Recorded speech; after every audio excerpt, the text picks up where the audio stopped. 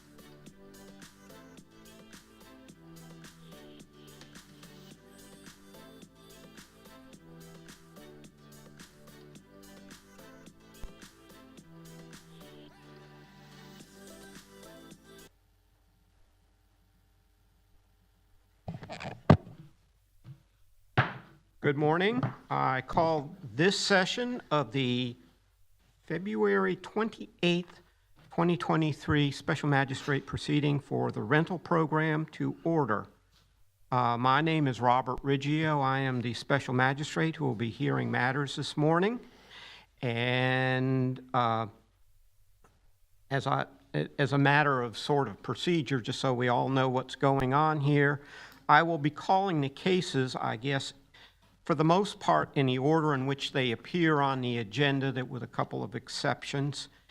And if you could then come forward, if you are one of the respondents or a representative of the respondent, to the podium to my left, which I believe would be to your right, at which time, if you are going to give testimony, you will need to give your name and be sworn in by the clerk of this board.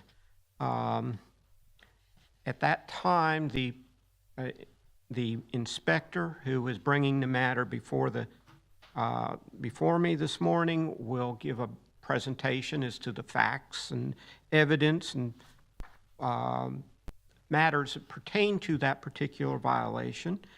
And when that inspector finishes, you will then, if as a respondent, be given an opportunity to respond and state whatever you wish, whether if you have defenses or anything that pertains to what you feel is relevant to my consideration of that matter. So, are there any announcements? Yes, there is. So to begin on page 2, RTL 09-22-176, 707 North Grandview Avenue. We have a request to withdraw from Mr. Barry Hughes' office with the option to submit future information at a meeting date. Okay. Review number 1. Yeah, that would be the first matter under lien reviews. Correct. Okay. Page 3. SMG 01-20-11 will be withdrawn. Which one is that? 611 North Street. Okay, lien review number 6. LR 6. Okay. And that's, Eight. I'm sorry, that was withdrawn? Withdrawn. Page 4, which would be first item on page 4, CEB 08-20-155, 611 North Street, withdrawn. And that's lien review number 7. Also on page 4, case 1, RTL 02-23-13, 1600 Big Tree Road, Unit F7, is now in compliance as of 2/27/2023. Okay. Page 6. Case number 7. RTL 08-22-165, which is 857 Magnolia Avenue, is now in compliance as of 2/23/2023.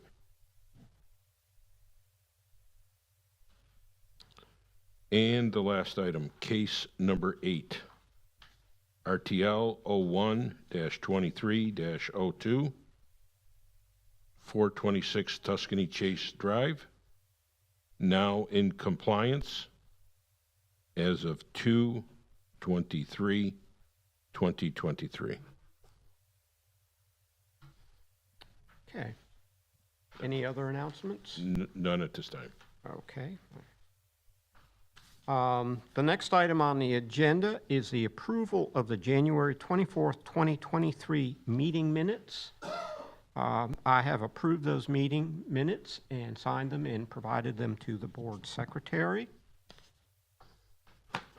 And before we begin, just as a matter of course, are there any attorneys present who would like, so we can get you out of here? And it looks like, Ms. Gow, you're the only one present at this time.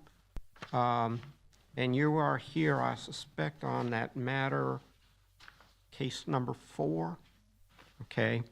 We're going to move to, well, before I even begin, let me make sure all the staff members are sworn in, or members of city staff who are going to give testimony today. And Madam Secretary, will you swear them in? Oh. Do you swear or affirm your testimony about to provide is the truth and nothing but the truth? And the whole truth. All right. Ms. Gow, let me start with the usual protocol. Case number 4, RTL 04-22-106, Advanced Minerals, Inc. Trust. Is that a trust or trustee?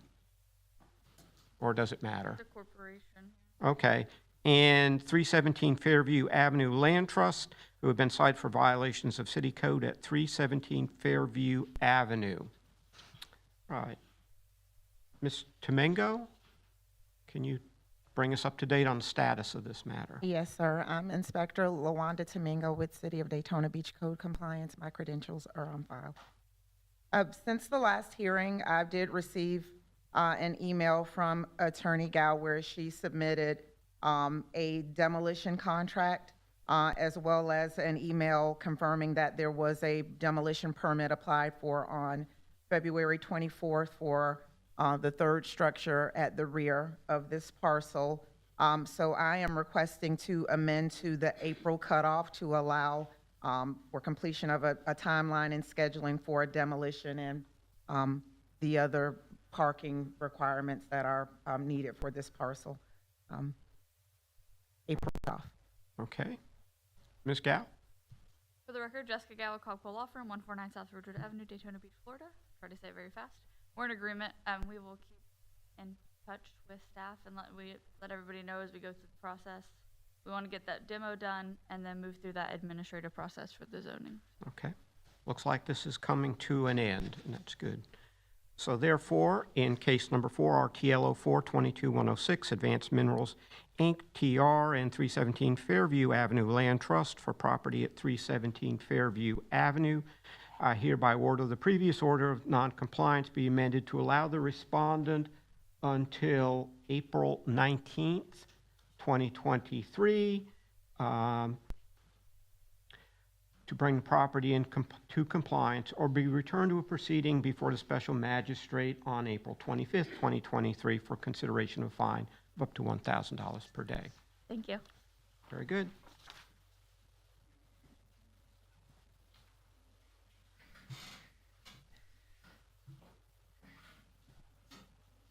All right. Let's go back now to the agenda as we have it, and we'll go down in the order of the cases, taking into account the ones that have been withdrawn. First matter to be heard is Lien Review 2, RTL 01-2206, 318 Phoenix Avenue, Stephen E. Wright, the respondent. There is an order imposing a lien, which is currently in the total amount of $4,774. Ms. Tomengo? There is a Mrs. Smolinski Marty Smolinski, who's supposed to appear by Zoom. She is the tenant and occupant of this property on behalf of the owners.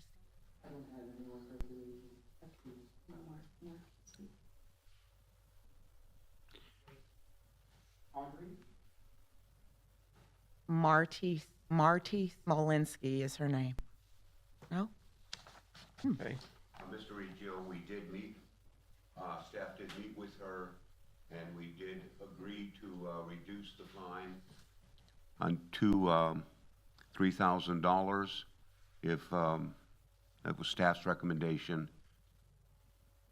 There was a meeting that took place where there was an agreement to $3,000. and a reduction of the fine to amount to $3,000, but, What I would like to do right now is we will just continue this matter. Okay. And if she appears via Zoom during the course of this hearing, then we can take that up. I'd like to have her present and to affirm all of this. It makes things simpler and there's no loose end, so to speak. Agreed. okay. Okay. So if you could keep track of that, and if we reach the end of the hearing and we do need to do something with this before the hearing this morning is over. Most likely, if she doesn't appear, we'll continue it to the next one. All right. Next item is lien review number 3, RTL 1121-245, 824 Derbyshire Road. Audrey Broxton, who had been cited for violations of city code, and there was an outstanding lien in the amount of $16,738.53. Mr. Riggio, on this one, we had a due process problem for the meeting, not for our initial notice, so I believe for the subsequent meeting. So we're satisfied that the finding of noncompliance was okay, but we're asking to waive the lien in its entirety. Mr. Reggio, could we get the respondent sworn in? Oh, I didn't realize we had someone. Could you please state your name? Audrey Broxton. Do you swear or affirm your testimony about to provide us is the truth and nothing but the truth? Yes.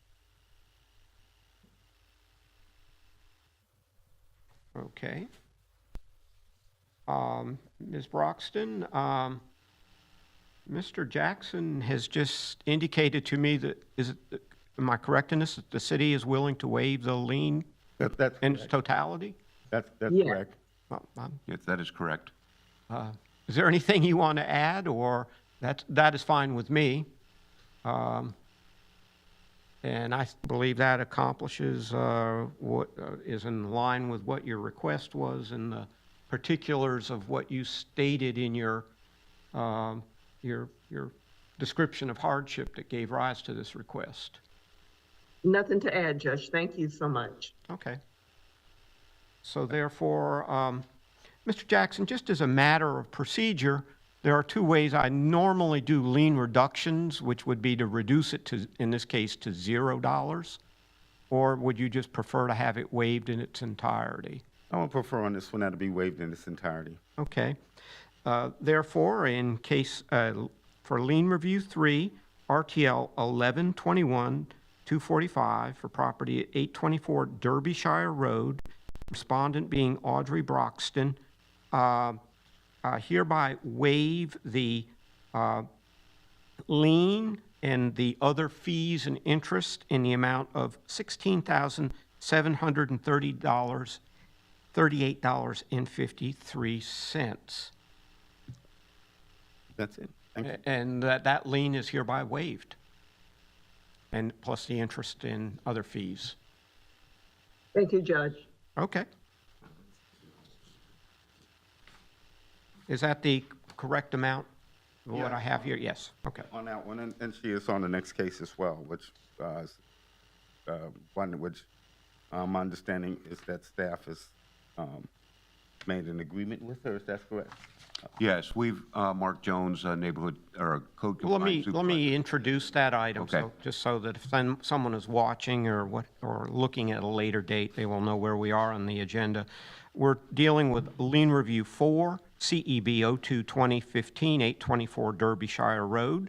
Audrey Broxton is the respondent in this matter, and the compliance has been achieved in this property, and the amount due on a lien was $7,100 plus $24 recording fees plus $178.51 in interest for a total of $7,302.51. Okay. Yes, Mark Jones, code compliance field supervisor. Staff has met with Ms. Broxton And we would like to recommend that the fine be, the lien be reduced to $3,500. Okay. Ms. Broxton, is that agreeable to you? Yes, Judge, thank you. Okay. Therefore, in CEB 0220-15, for property at 824 Derbyshire Road, respondent being Audrey Broxton, I hereby order the lien in that case to be reduced to the amount of, did you say $3,500? $3,500. Yes, sir. $3,500. Payable in 30. Okay.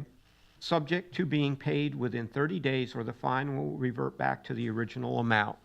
And Ms. Broxton, I always make a caveat at this. If you run into any problem, please get, in terms of paying it within the 30 days, get with the city. Otherwise, it reverts back to what it was before and kind of defeats the purpose of what we're doing right now. So again, your lien has been reduced to the amount of $3,500. Yes, sir, thank you, I agree. Okay. Thank you. You're welcome. Right. Next item, lien review 5, RTL 06-22-125 for property at 550 North Ridgewood Avenue, respondent being Redesign Enterprise LLC. They are requesting a reduction in the lien and fees, which are currently assessed against the property in the amount of $1,132.50. Okay. Is anyone here on behalf of Redesign Enterprise LLC? Good morning. Hi, good morning. Okay. Please state your name. It's Southhorn. A little closer. Miss Southhorn, Do you swear? representing Redesign No, just a moment. Enterprise. Do you swear or affirm the testimony you're about to provide us is the truth, the whole truth, and nothing but the truth? Yes. Okay. Mr. Riggio, before we proceed on this review, I believe that the staff position is that this property is not in compliance, which typically we would not. Is that still a position of staff? No. Okay, never mind. It's been resolved. Okay, so the property is in compliance, so it's properly before me. Sure. Okay. All right. Ms. Southard, or do you have anything you want to say in terms of your request for the lien reduction? Yes, I want to see if you could reduce this amount. Okay. Mr. Reckenzone? The fine was placed at $50 per day and then made it all the way up to $1,132.50. The city stands at no reduction at this time. Okay.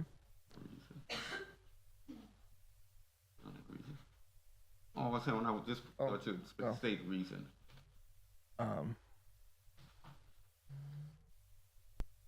Just for the record. I don't. Oh, okay.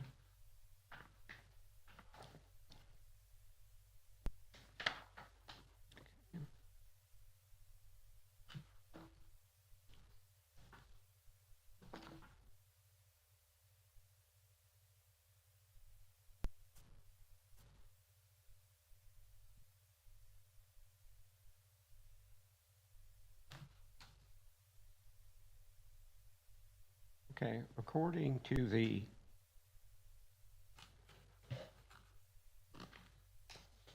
minutes of the June 28th matter, there were some issues as to whether or not this property was a rental property.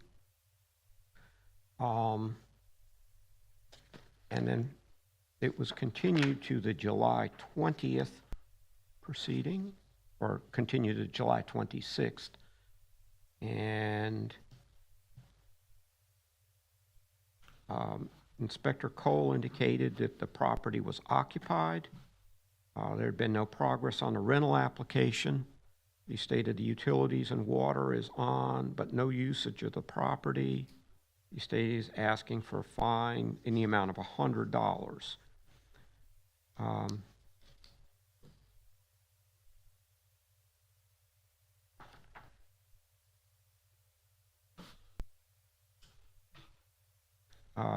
Captain Lee stated that he had spoken with a gentleman living there who had stated that $350 was deducted every month from his debit card,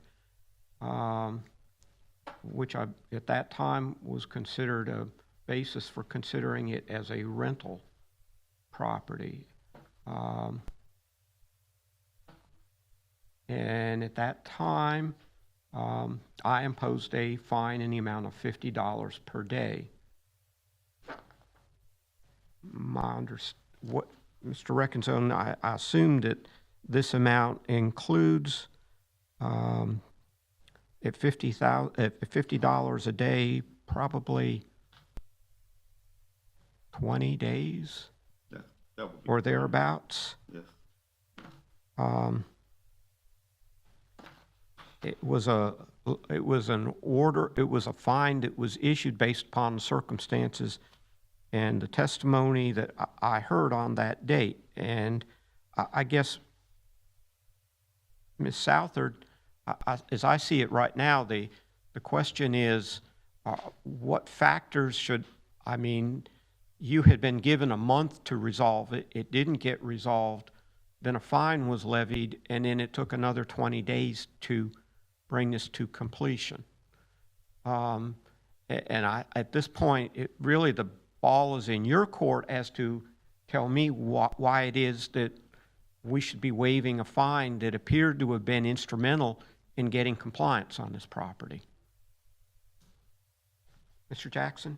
Only wanted to include in that the fact that you had given a small fine obviously was to motivate an action to take place. Still took 20 days before it took place.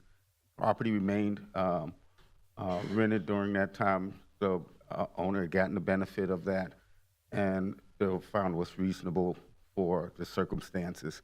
Was something that could have easily been remedied, and even from the early at least from the perspective of the city, the misrepresentations insisting that there wasn't a rental may have been a misunderstanding, but in any sense, it was clearly being rented and to the benefit of the owner, and we believe it's reasonable penalty that has no real hardship that we hear going forward or coming forward from the owner. Okay. Ms. Southard, you've heard the city's position, and I've read from the particulars of this, to follow up on what Mr. Jackson said, by looking at the minutes, I see that the city had initially asked for a $100 a day fine, and I reduced it to $50. And I shouldn't have to reduce things.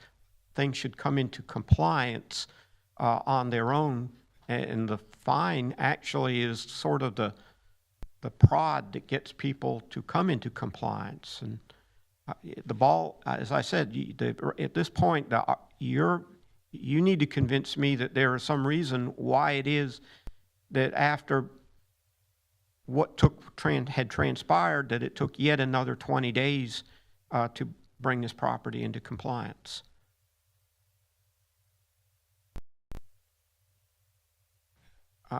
Do you have anything to say to convince me that there is some reason why it took another 20 days after you had been given a month, the month before, to bring the property in compliance, and then yet it took another 20 days after that, following the next hearing, to do that?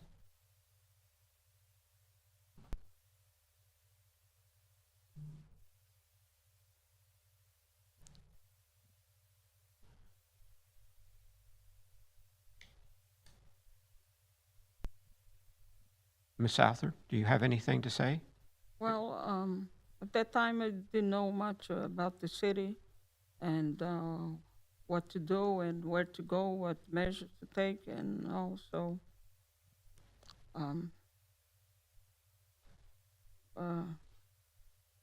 because we were new in the city. We had just moved in and didn't know, like I said, where to go and how to get things done. Ms. Southard, under the circumstances, you had had a month from the finding of noncompliance to speak with the inspector, to find out what needed to be done and to take action. And a month later, that had not been done. I had to impose a fine in order, it appears that that was instrumental in getting this resolved, in order to get that done. And therefore, based on the circumstances, I'm not amenable to reducing the fine. I had already reduced the amount of the fine, and to reduce it to nothing, I just don't consider to be proper under the circumstances and would not be in line with the way we have treated other matters. So therefore, in case CEB 02-2015 for property at 824 Derbyshire Road, respondent being Audrey Broxton, I hereby order that that no reduction be made in the lien. Wait, you have the Is wrong this one. the Ridgewood five. Avenue case? Oh, I'm sorry. 550 Oh, I'm sorry. Thank you.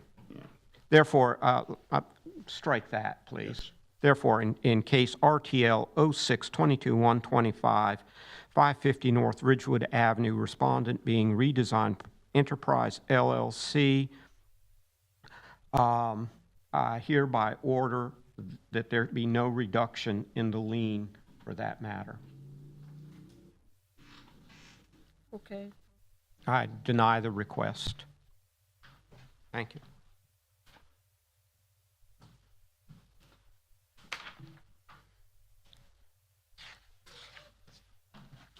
Okay. We'll now move to the new cases. Case number 2, RTL 02-2315, David Jekovich, cited for failure to correct violations of City Code at 422-420 Henry Butts Drive. Is there anyone here on behalf of Mr. Jekovich? No? There is supposed to be a Mr.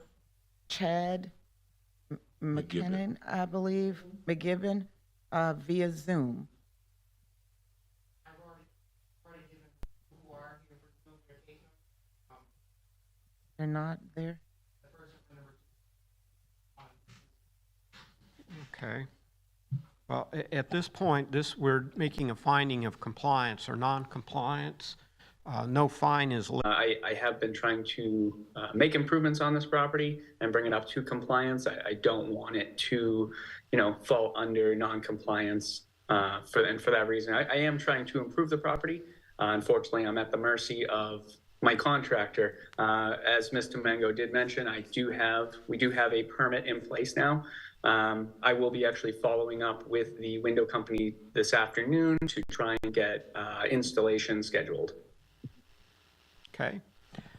Mr. Prudente, Yes. this proceeding is a compliance, non-compliance, but it does not involve imposition of a fine.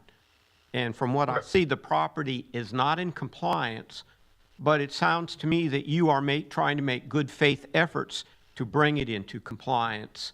And that becomes a criteria for the next part of these proceedings where essentially it then becomes a dialogue between you to some extent and the inspector regarding whether she feels that you are moving along in a timely fashion to bring this matter to close.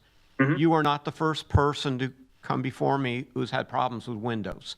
I know they're expensive. I know that it takes time to get them. And there's installation issues because they have to be installed by the company and all of that. But I don't want to get involved in that. That's a discussion between you and the inspector who can then come back and say they're moving forward, and then I don't feel an obligation to fine somebody or levy a fine, which is basically intended to get you to move and get this thing done when things come to a standstill. Okay. So at this time, I'm going to find that this property is a non-compliance, but it does look like you are moving forward to bring the property into compliance. We are trying, yes. And as long as you keep the dialogue going between you and Ms. Domingo, and she's satisfied that things are moving forward, if there are delays, that they are reasonable or they're unintentional or things of that nature, then there's no fine that's levied typically. Okay. And so I just want to bring you to give you some knowledge of how I try to handle these, because the idea is to get you to be able to bring this property up to city standards so that you're not back before us. All right? Sure. No, I appreciate that.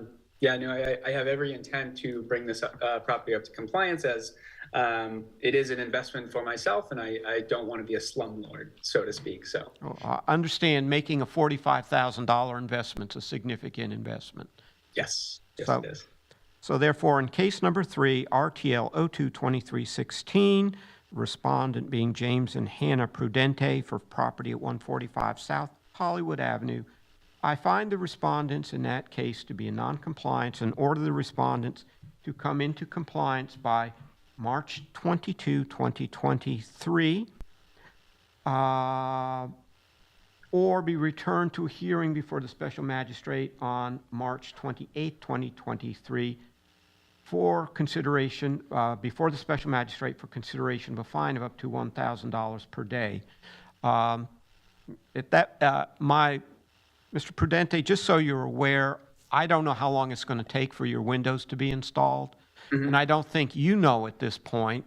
And so this gives you that month to work things out. If something comes up, then generally speaking, you will be given extra time without a fine being levied. But again, that's a dialogue between you and the inspector, Okay. and her feeling that things are moving forward in a good faith fashion. Okay. Okay, thank you. Thank you. I appreciate your time.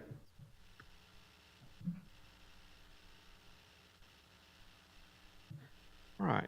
We now move to our continued cases, and these are cases for which a fine could be levied. These are properties that were previously found in noncompliance. The next case that I will consider is case number 5, RTL 08-22-163, Daytona 19 LLC, cited for failure to correct violations of city code at 549 Mulberry Street. Morning, gentlemen. Hey, good morning.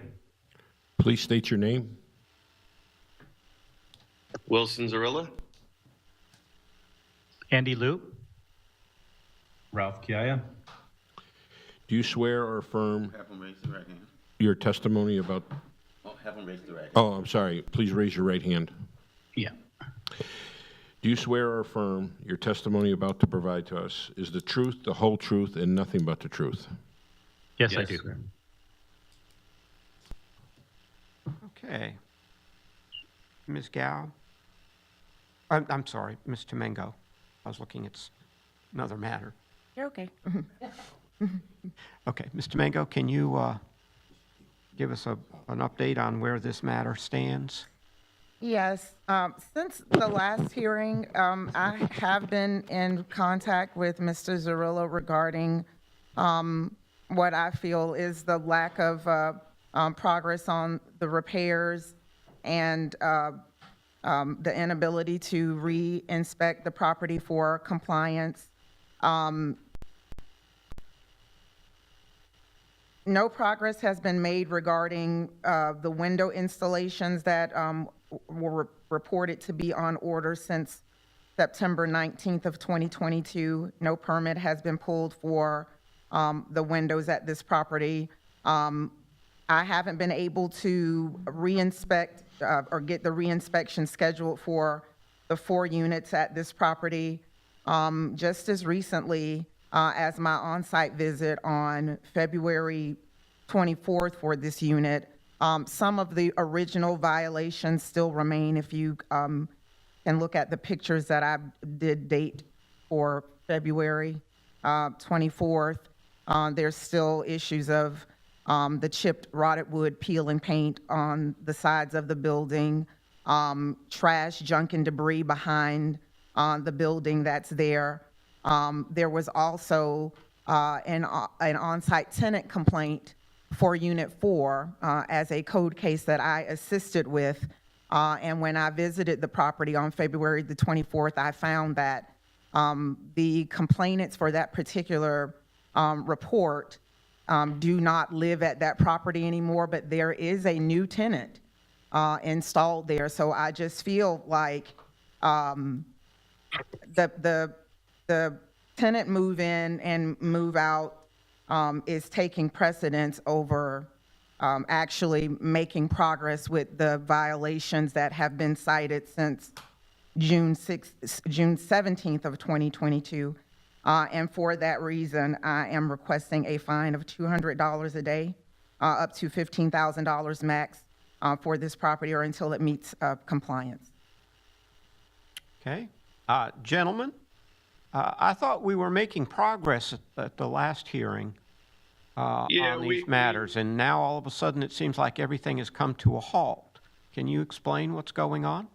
We've sent pictures to Mrs. Temengo about the rotted wood on replacing some of the things on the side. There must be new things that popped up. We didn't get any notification from her on that end.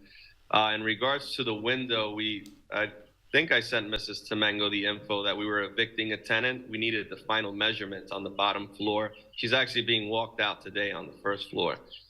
No, I didn't receive any communication regarding a tenant move out. And as far as a window order for this property, I have an invoice dated September 19th of 2022 where it says that there are 7 windows on order for address 549 Mulberry. I have sent email communication to Mr. Zarilla asking for updates regarding, a timeline for a window contractor providing the service. I still haven't received documentation of that. And again, I have received photo documentation for a window that had an AC unit where there was some chipped rotted wood that was repaired. And that was one of multiple areas on that particular unit. I received that as progress, but again, there were other areas on the exterior that still do have chipped, peeling paint, rotted wood, that side area that's there, that on my on-site visit on February 24th, I could see that that is still one of the remaining exterior violations that existed since the inspection in June, as well as just the lack of maintaining the parcel itself. There's always overgrown lawn, there's always trash outside in the rear. It's just always in that condition when I go out to the property. Mrs. Temengo and Mr. Magistrate, we're as frustrated as you are by this because we're trying to get the trash picked up and we're trying to get all these things repaired. We just had, at 9:30 today, we have the walkout scheduled for the person in Unit 1. It has really been a mess. I mean, she defecated inside the apartment to smear. And this speaks to my stance where I'm saying their revolving tenants and tenant move-in and tenant move-out issues are taking precedence over keeping these units vacant when a tenant moves out and getting the properties and the units up to compliance so that I can do a re-inspection visit at the property and so that it can meet compliance. Okay. Gentlemen, do you have anything further to add? I see what you're saying, and I think that once she's out, I think that this month can be really, really fruitful. These windows are also tricky. We're having trouble getting them, so it's just unfortunately we're waiting just like you guys are, and we wish it was done. Well, yeah, Ms. Temengo, if you can send us the updated pictures of the exterior, because we did have most of it done. They're being previewed overhead. If you can see the projection, they're there. I can't see it on my end. I'm sorry.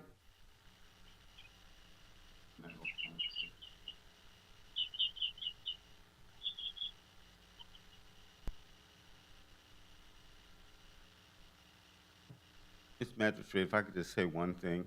I think Ms. Domingo has been generous to make reference to the June date, which was her inspection date. They were first notified specifically on this property in February of 2022. It's been more than a year. And it's a sad statement that we're still close to where we were at the beginning. I totally understand your point on this, and Mrs. Tomengo can attest that we've been working basically on 4 properties at the same time. We've been using our rent money to repair these things, and I know that has nothing to do with you guys, but we are working hard. The other 2 properties, we brought them up, and we are, as you can see, we're showing up every month. We're trying to do the best we can in the midst of dealing with tenants that are, not the best quality. And turning them over and trying to use basically all of our profits to bring our properties up to code. I hope you guys can see that. It's not just our profits, it's also our personal money, and we've put in a ton of money to fix this. I don't want to blame the tenants because obviously it's not fair, but it has been difficult because when we're trying to fix things, we have people who are actively working against us. So that's why we're finishing these turnovers where we don't have people who we didn't put in. So we have a lot more trust, a lot more helpful tenants, a lot more of a community coming. And I think that's how we're making the turns. I think this particular property has probably been the slowest, as you can see with like more progress with what we have at Ridgewood and Grandview. But this one is also coming along. I really think today is really important. I think having this eviction will really give us control over the property to start moving a little faster. Okay.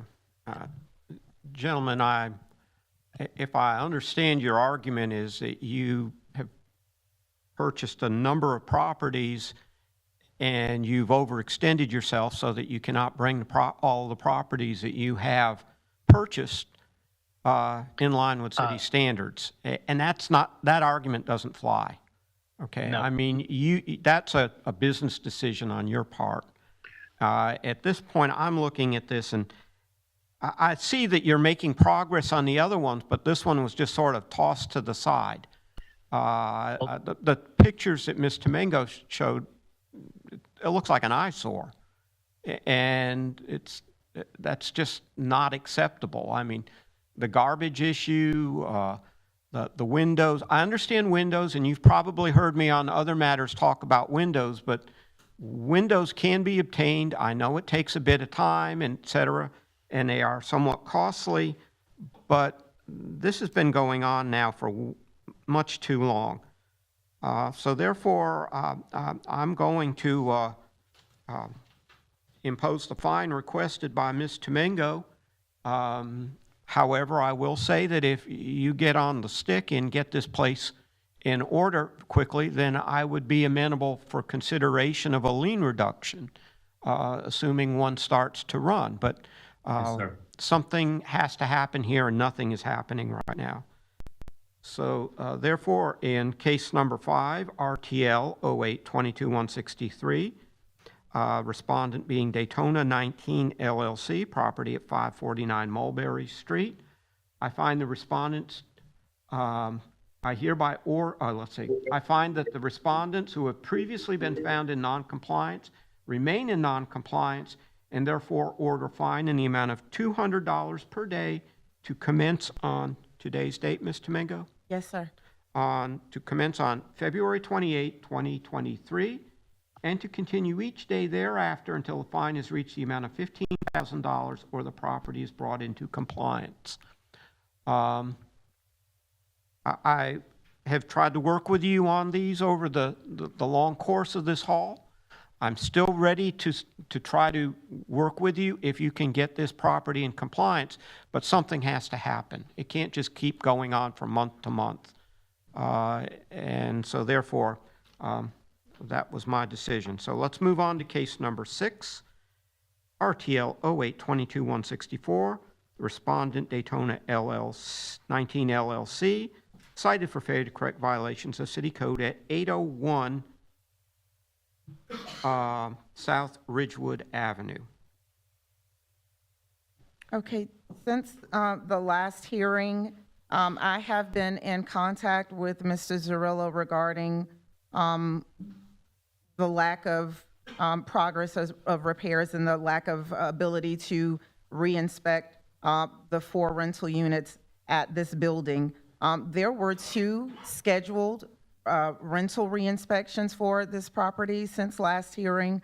On February 10th, I went out on site for that scheduled inspection, and the property was not ready for re-inspection. I was met by a gentleman by the name of Kevin, who informed me once again that I was not going to be able to re-inspect at Unit 3 because the utilities were not on or activated at the property, and there are GFI outlets that I need to re-inspect in there.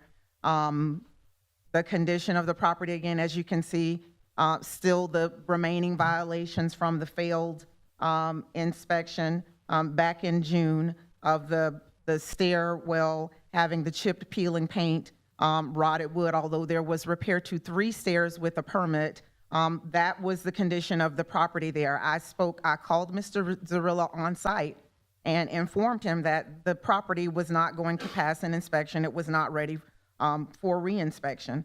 That appointment was canceled on site. Rescheduled again for February 22nd of 2023.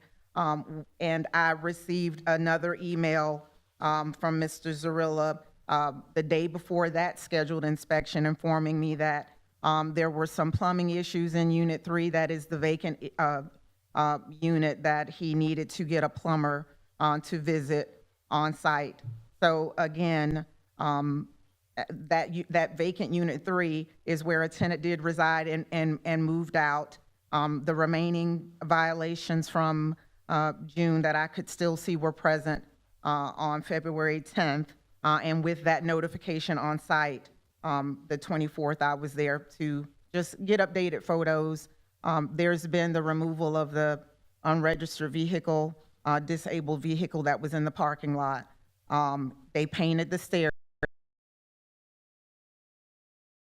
on site, that those actions took place. So Are those again, stairs that are in the picture now painted? yes, they're painted now. If you look at the Okay. picture dated February 24th,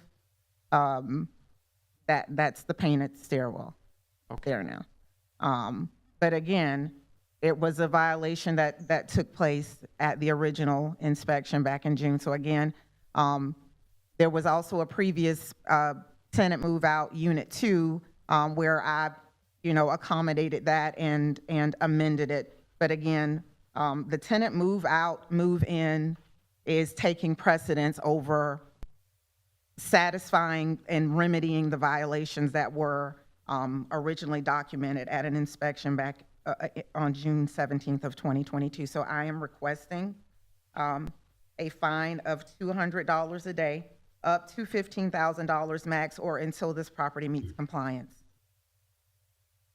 Okay, gentlemen? Yeah, since then, we've had the plumbing issue resolved. There's about 1 or 2 more things on our functions, and I believe we already rescheduled with Mrs. Domingo. I had to call her office directly because I couldn't get her on the line, and I think that is for March 14th. So we're ready for you. It was just the next available time wasn't until March 14th. I just don't have confidence in what I'm being told, so I'm requesting a Well, we're fine. ready. If you want to come out now, you can. We're confident now that we've taken care of everything needed. So we're asking you, Mr. Riggio, if we could get onto the next cutoff to come into compliance for this property. Okay. Have you resolved the GFI issues that Ms. Domingo? Yeah, we've sent that to Mrs. Domingo. I still haven't been able to go back out to re-inspect it. There were 2 scheduled re-inspection appointments that we spoke about, came into a plan for compliance, and when I arrived at the property, even the exterior still was not in compliance, as well as me being informed that the tenant move out for Unit 3 and the electricity being off, prohibited my ability to re-inspect that day. With the reschedule on February 22nd, again, I received an email on the 21st saying, we're not ready. There's 4 units here. To my knowledge, 3 are tenant occupied. There was a move out for Unit 2 where there is, again, another tenant installed. that property has not been re-inspected from the original inspection, and tenants are being moved in and out of these units, and I have not been able to accomplish a re-inspection scheduled to make sure that the property interiors meet compliance also. Okay. Gentlemen, I have a question for you. Are you telling me that the property has been brought into compliance and it is merely the fact that it has not been inspected that is? That's correct. Okay. And so you fully expect to pass inspection? That's correct. Yes, sir. Yes, sir. Okay. Well, We didn't want to waste Ms. Domingo's time with the plumbing issue because that was a problem. That happened on the 21st. That was a new discovery on us. Now we're in compliance. and There we were should- plumbing issues documented at the rental inspection too for that same unit. So again, I don't have confidence that it's a new plumbing. We've sent you I pictures. don't have documentation that the original plumbing issue wasn't. We've sent you pictures, Mrs. Tomengo, and this track record on that for the original plumbing issue, which was, I believe, a T-trap in one of the sinks that we took care of right away. This new plumbing issue just arose a couple days prior to the inspection. That's why I reached out to Mrs. Tomengo. We didn't want to waste her time, and the plumber couldn't come out until that Friday. She was scheduled for Wednesday, so we didn't want to have the same issue. She comes out and not wanting to inspect because everything's not ready. But we are ready now, and we're confident. You know, we've been working hard. Luckily, we have a great tenant there that's been like a super and maintenance guy for us, Kevin, which Mrs. Tomengo has met several times now. And we've been working steadily with him, getting our property into compliance there. okay. Mr. Jackson, do you have anything that you want to say? Well, Ms. Ridger, I think from some of your questions, you're probably going in the same direction that I was going to recommend. It's real concerning that we've gone with so much time with health and safety issues at these units. And while they keep saying they sent pictures to Ms. Tomengo, a reinspection tells us whether something's been resolved or not. And it's been a long time without things being resolved, to the detriment of citizens of Daytona Beach, or people who are residents at least, since these should be long-term rentals. And it's very concerning.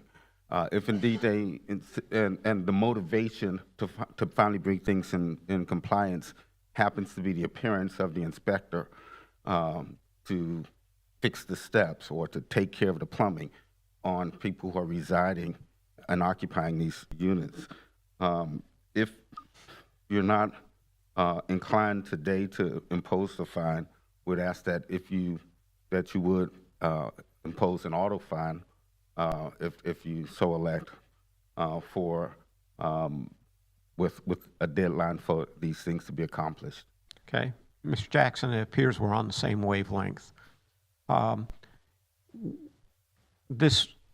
What I need right now is these gentlemen have said that they believe that the property is in compliance. It is the inspector's determination ultimately to determine whether or not is in compliance, and that requires Ms. Tomengo to go out there and do an inspection.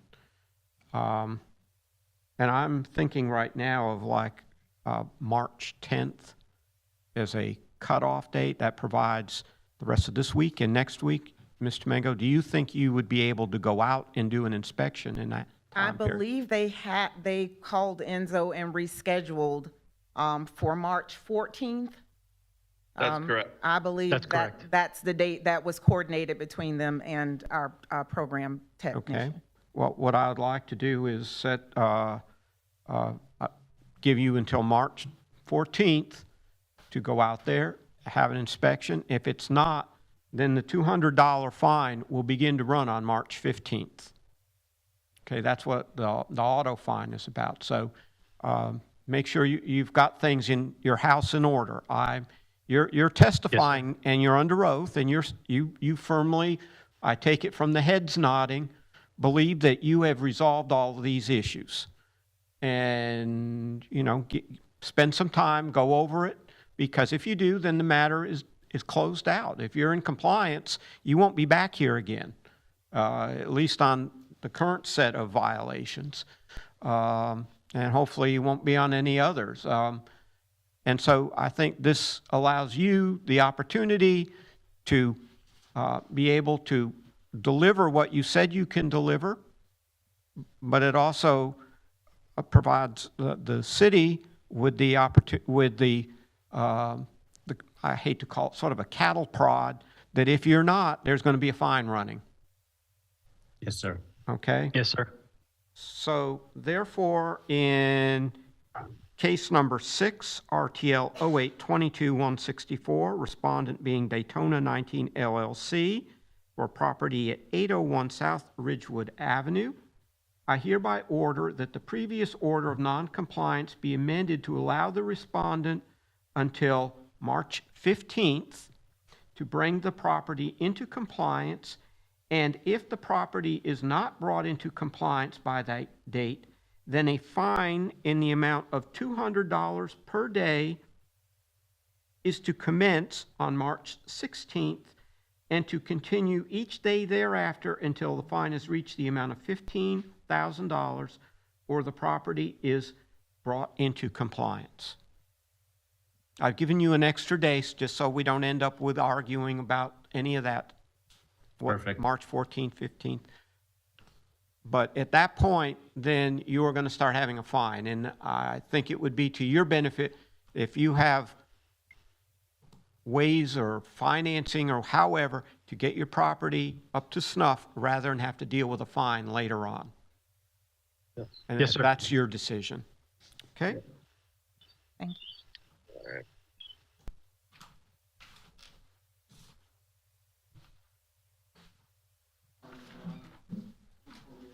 I have a Chad McGibbon, which I think is An earlier case. yeah, tomato. Okay. That's the Henry Butts, That's the 420, number 422 Henry Butts. two. Case number. Okay. All right. We're going to take an item that was earlier. Let's see. That was Case 2, case 2. page 4. Okay, yeah, there I have it. That we had passed over because Mr. McGibbon was not available on Zoom. So we're going to move now back to our new cases. Case number 2, RTL 02-2315, David Jekovich has been cited for failure to correct violations of city code at 420 Henry Butts Drive. Please state your name.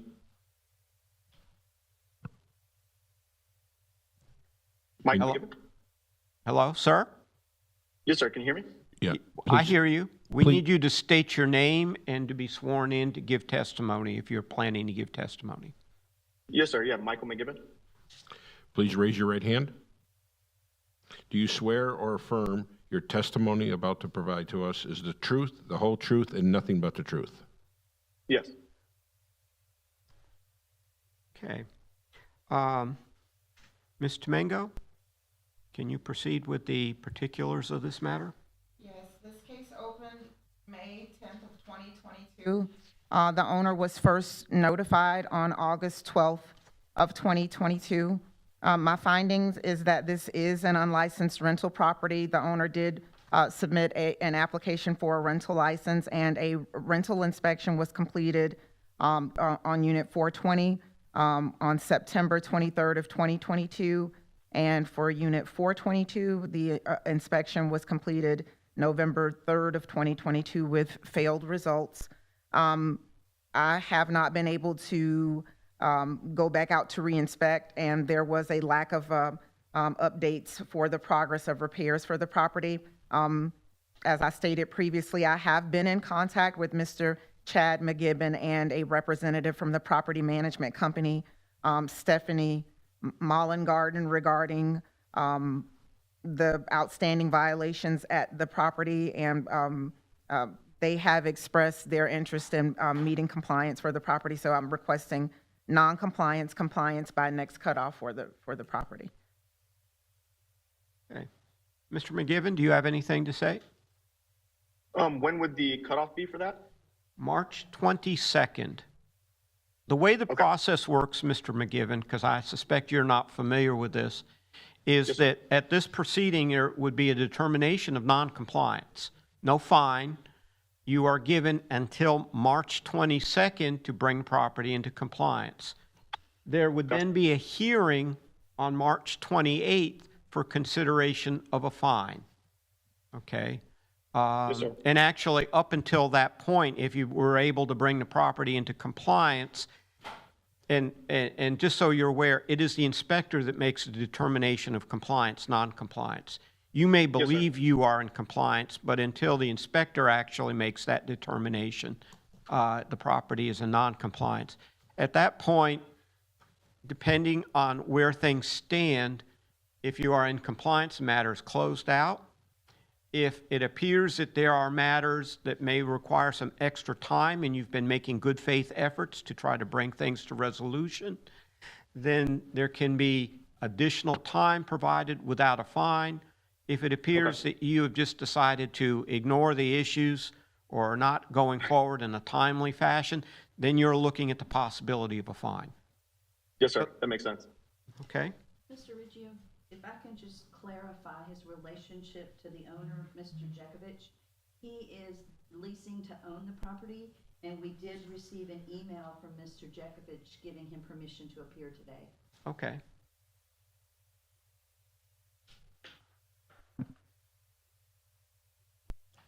All right. Then, do you have anything further to say, Mr. McGivern? No, sir. No, we're looking forward to getting this completed by the 22nd. Okay.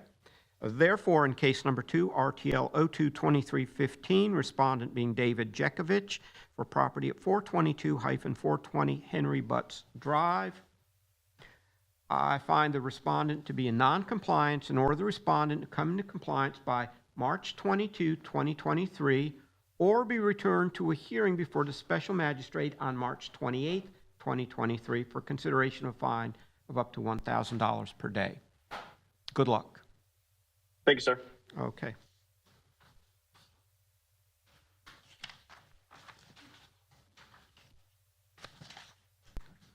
All right, we will go back to where we left off. Case number 9, RTL 01-2303, Anil Maharaj and Uginder Maharaj cited for failure to correct violations of city code at 331 Taylor Avenue. Is there anyone here on behalf of Anil or Uginder Maharaj? There is no respondent present. Mr. Reckenzone. I have made contact with the tenants since the last hearing. We have a scheduled appointment for the 6th. We had a failed inspection on 2/16/23 when there was only minors on the property, and then nobody answered the door on 20/22. Out of the five issues that the property had, out of the 6, 3 have come into compliance, and the other 3 things I can't see until I get inside the actual structure. We're asking for next cutoff. Okay. All right. Are the matters or things that are critical? It's when all the windows need to open and have screens. AC return vent is damaged, and the gutter on the back of the building is still damaged. Okay. All right. And so essentially, they've got until the next cutoff to get all of these things resolved. They called me this morning and set up a scheduled appointment for a new inspection for the 6th. So you believe that they're making progress? Therefore, in case number 9, RTL 01-2303, respondents being Anil Maharaj and Uginder Maharaj for property at 331 Taylor Avenue, I hereby order the previous order of non-compliance be amended to allow the respondents until March 22, 2023 to bring the property into compliance or be returned to a proceeding before the special magistrate on March 28, 2023 for consideration of a fine of up to $1,000 per day. Case number 10, RTL 012304, GEA Seaside Investments, Inc., cited for failure to correct violations of city code at 231 North Hollywood Avenue. Is there anyone here on behalf of GEA Seaside Investments, Inc.? There's no one here on behalf of the respondent. Mr. Reckenzone. Since the last hearing, I've had no contact with the property owner or the tenant. I knocked on the door and sent email. The city is asking for a $100 per day fine up to $15,000. To commence on today's date? Yes, sir. Okay. And the property does remain in non-compliance? Correct. As to the rental license? Correct. Do they have one, or? They do not have one. The property's license expired on 7/29/22, And they did not renew? and they have not renewed. Okay. Okay, in case number 10, RTL 012304, respondent being GEA Seaside Investments, Inc., for property at 231 North Hollywood Avenue. I find that the respondent, who was previously found in noncompliance, remains in noncompliance and therefore order a fine in the amount of $100 per day to commence on February 28th, 2023, and to continue each day thereafter until the fine has reached the amount of $15,000 or the property is brought into compliance. Case number 11, RTL 09-22-185, New Leaf Real Estate LLC, cited for failure to correct violations of city code at 323 Taylor Avenue. Is anyone here on behalf of New Leaf Real Estate LLC? There's no respondent present. Mr. Reckenzone. I've had no contact with the, since the last hearing, I have had no contact with the property owner nor the tenant. The property is still in non-compliance, and the city is asking for a $100 a day up to $15,000 until the property comes into compliance. Okay, commencing today? Commencing today. All right. Case number 11, RTL 09-22-185, respondent being New Leaf Real Estate LLC for property at 323 Taylor Avenue. I hereby find that the respondent, who was previously found in noncompliance, remains in noncompliance and therefore order a fine in the amount of $100 per day to commence on February 28th, 2023, and to continue each day thereafter until the fine has reached the amount of $15,000 or the property is brought into compliance. Case number 12, RTL 10-22-192, Stanley Smith, cited for failure to correct violations of city code at 858 Pinewood Street. Anyone here on behalf of Stanley Smith? No? Mr. Reckenzone? There is no respondent present. Since the last hearing, I've had no contact with the property owner.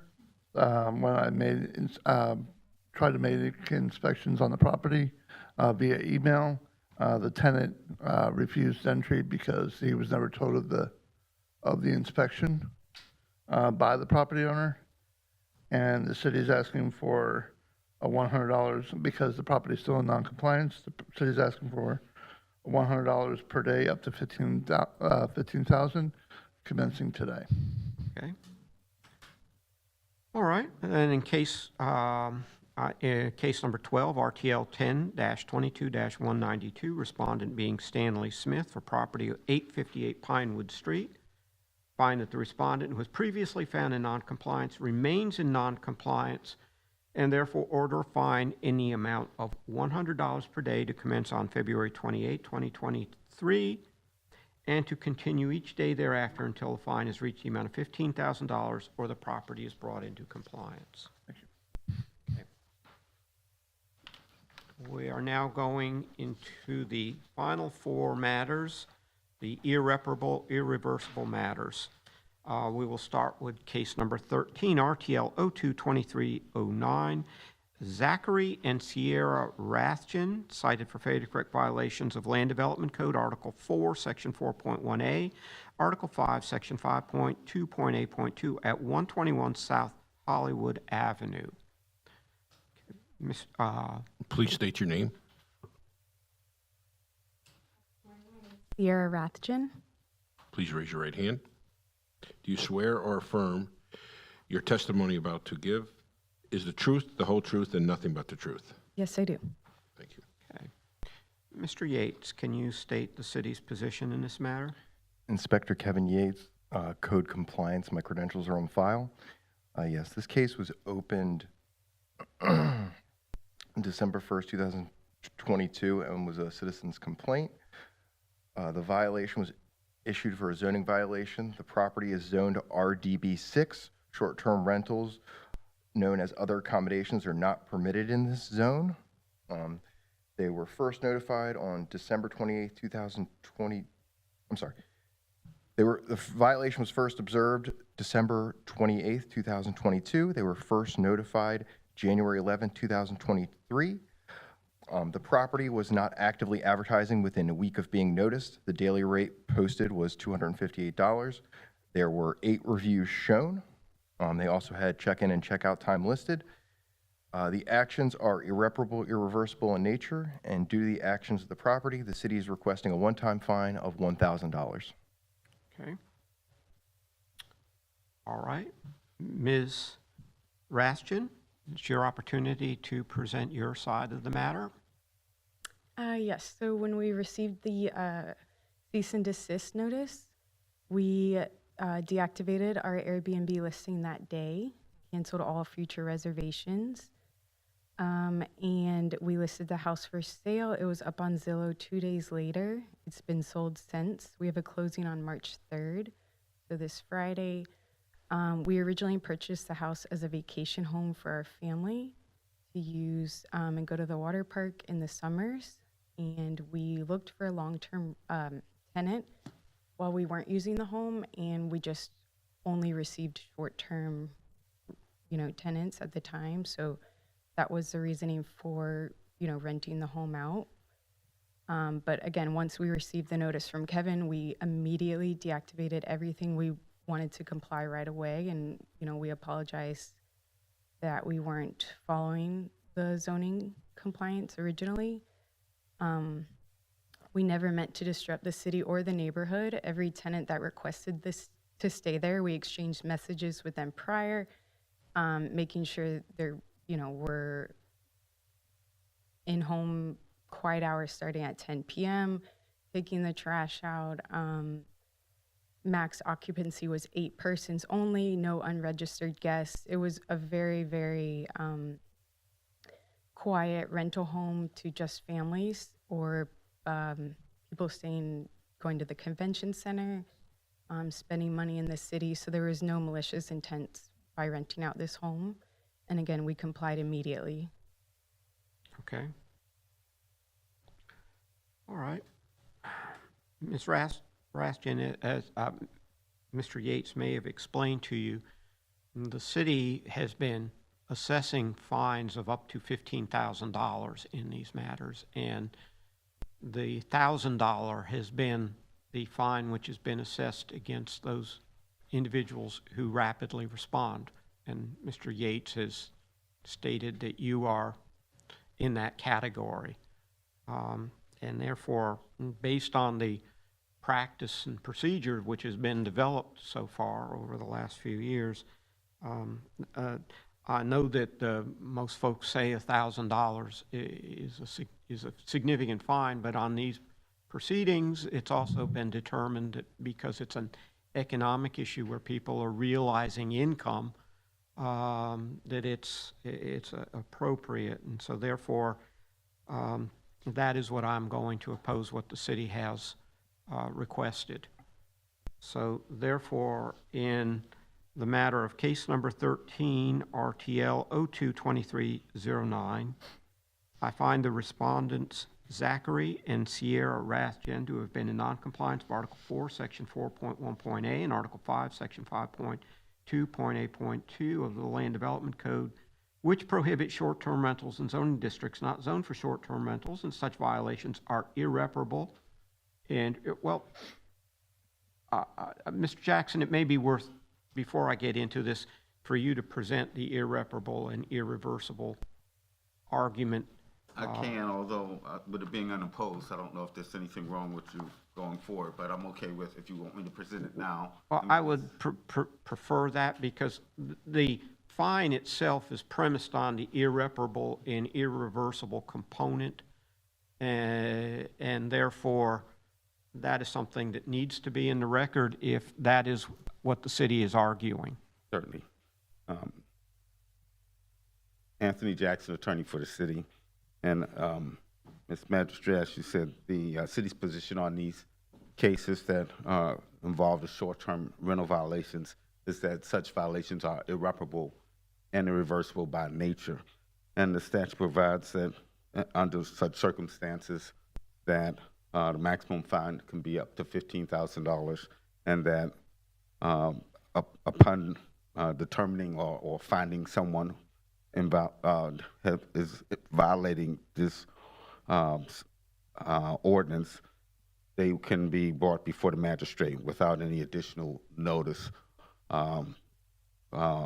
regarding the opportunity to comply.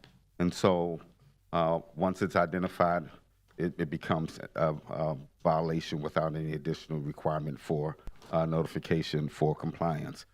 And so we're here today because this was found to be a violation that was occurring. The nature of the violations are that are irreparable and irreversible in nature because there's a beneficial gain to the property owner, advertising conduct that is prohibited by our code. The effects of holding our property as a vacation rental is an irreversible effect.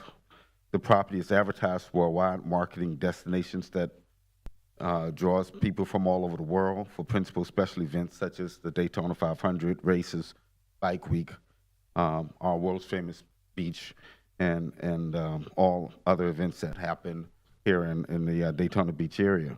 Properties are also marketed as a draw to nearby destinations such as Disney World and Space Coast. And once the properties are advertised, they're never really unadvertised. The reality of the World Wide Web is just you can't push it back into the tube. Once it's out, it's out. And the information that is posted today can be printed, forwarded, retweeted, and even copied and posted on other sites. And after being taken down from the primary source, it's still accessible and produce rental inquiries for people who know where they are, know who they are. Facebook data had suggested about 1.6 billion people worldwide can connect to businesses on Facebook, and a conservative estimate is between 10 million to 1 billion are reached through vacation rental advertising online. The information is a long range effects, lures patrons under contract to participate in unlawful stays in our city with the risk of poor health, safety, and welfare due to unregulated or self-regulated vacation accommodations that the patrons enter into at their own risk. One single day of advertising can potentially book a property for the whole year. These promised stays are potentially to the detriment of the patron, and they're definitely to the detriment of the licensed hotels, motels, and lawful vacation rentals that have gone through proper zoning regulation, proper inspection, proper licensing, proper insurance, and proper taxation required by law. The transient nature of the rentals limits the means of the enforcement typical to identifying advertisements. By the time our code enforcement arrives to properties where there are transient patrons, they're typically gone from the property. And if they happen to still be there, they're often claiming some misleading relationships that are often contradicted by the advertised visitor comments that we see later. The monetary effect of these unlawful rentals is tax avoidance, inadequate insurance coverage, and unfair business competition against lawful accommodations businesses and lawful vacation rentals. The community effect is that transient business use within unauthorized residential neighborhoods affect density, parking, noise, and safety. They affect the peaceful enjoyment expected in residential neighborhoods and diverge from the traditional and reliable residential norms. There is a demand, there has been a demand from the business community and to our commission that led us to create strong deterrents for those who are raking in profits and avoiding state and local taxes, avoiding zoning requirements and regulatory controls. We have all seen rentals go for as much as several $1,000s a week and realize substantial fines is the only deterrent available. By the time we arrive and say stop, the beneficial gains are already realized by the respondents. State law adopted by the city defines vacation rentals to include advertising for transient guests. Therefore, the city requests a finding that these violations, as advertised, are irreparable or irreversible in nature. And in this circumstance, as has been indicated, there's been a practice that if it's been resolved immediately or within a very short period of time, that you have taken a practice of a lesser fine than $15,000. And in this case, we made a request that, based upon the facts that have been presented, that this fine be a fine of $1,000, and that will be sufficient. Okay. And I have one further question for Mr. Yates. There's usually a date of compliance, and you said they came into compliance within a week of being noticed. Would 1/18/23 work for a date of compliance for you? Sorry. Yes. Okay. They may have been in compliance, I suspect, before that date, but that's the date that you're working off of. Okay. Do you have anything further, Ms. Rastian? Are we able to request to waive the fee, considering a lot of that was a blanket statement against all vacation homes and ours wasn't the case for that? I could speak to that. It wasn't irreversible. We deactivated the listing, which makes it go away indefinitely. Our position regarding that is the statement of the law is not as per each event, but as in the nature of these events. The nature of rental, short-term rental violations is that they are irreparable and irreversible. I know that testimony of this respondent has been that, or is, and very well may be true, that it had not been as intrusive from their perspective into the neighborhood, and that they had good guests. But even with those statements, it's something that can't be undone. The gain is not undone, and the circumstance would still have its related impacts to the city. And so, with that being the case, we would oppose, or we would request the finding and oppose any, although we leave that up to you, any alternative or reductions other than the ones that have been typical over the last couple of years. In terms of impacts to the city, we had somebody reach out that didn't have a home after the hurricane from flooding, and we let her stay there for close to nothing because she couldn't afford a hotel during the week of Christmas. So I just want to let you know that it wasn't detrimental to the city. I understand that that becomes a question. The city is, from my perspective, doesn't want to see rentals, period, in places where there are no rentals required or are allowed by city law.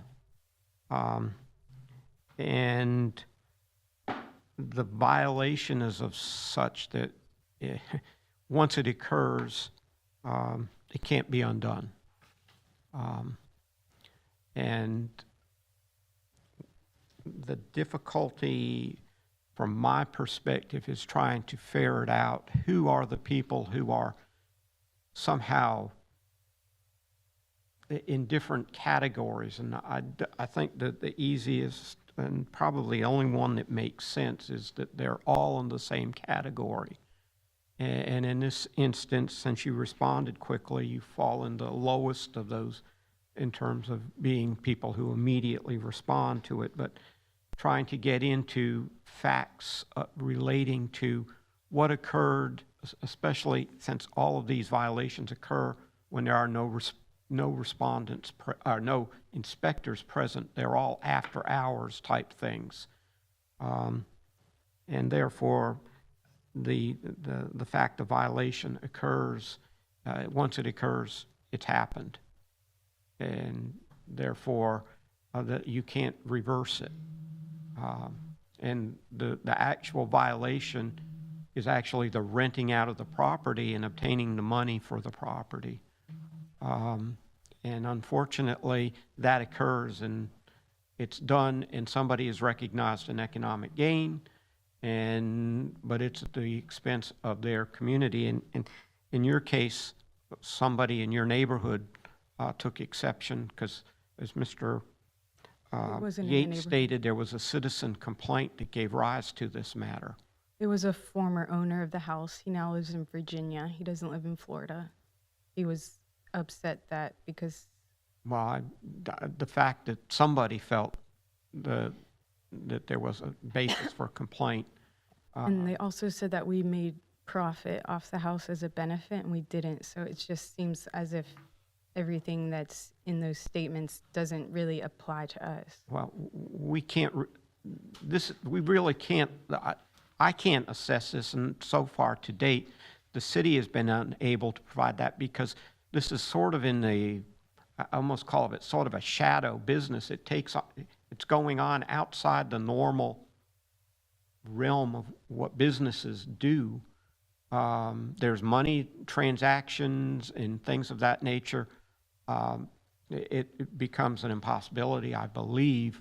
I would welcome any comments from the city in that regard, and trying to trace of how much has been paid and what fashion and all of the particulars of that. And I just see that as something that is beyond the scope of what the inspector should be doing. Well, getting that information would be incredibly intrusive. If not, I suspect it could also be impossible. I assume it would be. So therefore, going back to issuing the order, in case number 13, RTL 02-2309, I find the respondents Zachary and Sierra Rathjen to be in non-compliance with Article 4, Section 4.1a and Article 5, Section 5.2.a.2 of the Land Development Code, which prohibits short-term rentals in zoning districts not zoned for short-term rentals. Such violations are irreparable and irreversible because the improper benefit obtained by the owner damages surrounding neighborhood occurs at the time the violation occurs and cannot be undone as provided for by Section 162.091D Florida statutes for the property at 121 South Hollywood Avenue, and hereby order the respondent, and to subsequently come into compliance on or about January 18th, 2023, and hereby order the respondent shall pay a fine in the amount of $1,000 and not violate that section of the Land Development Code again, and that for any future repeat violation, the respondent may be placed on subsequent agenda for a hearing before the special magistrate for consideration of a fine of up to $15,000 for each occurrence as per Chapter 162 Florida statutes. Thank you. Thank you. Next case, number 14, RTL 02-2310, Barbara Stead and Jackson Bush, cited for failure to correct violations of Land Development Code, Article 4, Section 4.1a, Article 5, Section 5.2.a.2 at 132 Sunrise Boulevard. Is anyone here on behalf of Barbara Stead or Jackson Bush? Please state your name. Okay. Jackson Bush. Please raise your right hand. Do you swear or affirm your testimony about to provide to us is the truth, the whole truth, and nothing but the truth? Yes. Thank you. All right.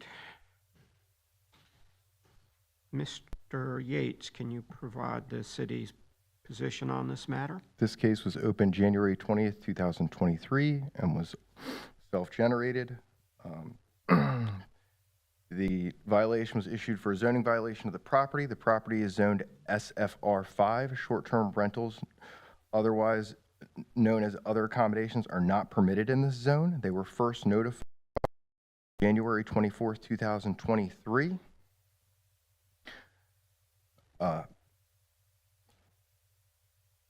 Please. I was not able to find an online listing. However, I was met by guests on site on a number of occasions claiming to be from short-term rentals. Those dates are January 20th, 2023, February 2nd, 2023, February 10th, 2023, February 15th, 2023, and February 27th, 2023. I spoke with the owner on February 1st, 2023, who claimed it was a company he had hired to manage the property, and he was unaware of them using it as an Airbnb. However, they've shown no signs of stopping, as they've had multiple guests since then. Unfortunately, this is the third time that this property owner is going to be brought in for short-term rentals. Given the case and the nature of the violation and its repeat, the city would like to request a one-time fine of $15,000. Okay. Mr. Bush, it's your turn. Yeah, so this is actually only the second time I've been brought in on this property. The first time was because I got the property management company, and neither of us were aware of the laws that you couldn't have short terms in Daytona. And I paid the $3,500 fine, and the company told me that they were going to be finding long-term renters. And so that was March 11th. And so I had no issues. And every time I went to the property to do maintenance and mow the lawn and everything like that, there was always the same person there. And so I assumed a long-term renter. And so then when I got the letter from Mr. Yates, I reached out to the property management company and said, we're terminating our property management agreement. And I sent the letter. I had them sign a letter agreeing to that. And I sent the letter to Mr. Yates. And I've already found a new tenant, just the individual, for a year-long lease for this property.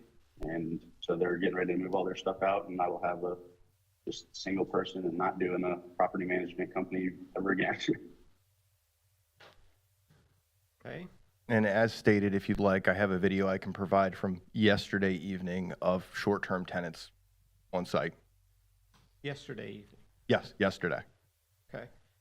Mr. Bush, it sounds like, from my perspective, you have an issue with your property management company.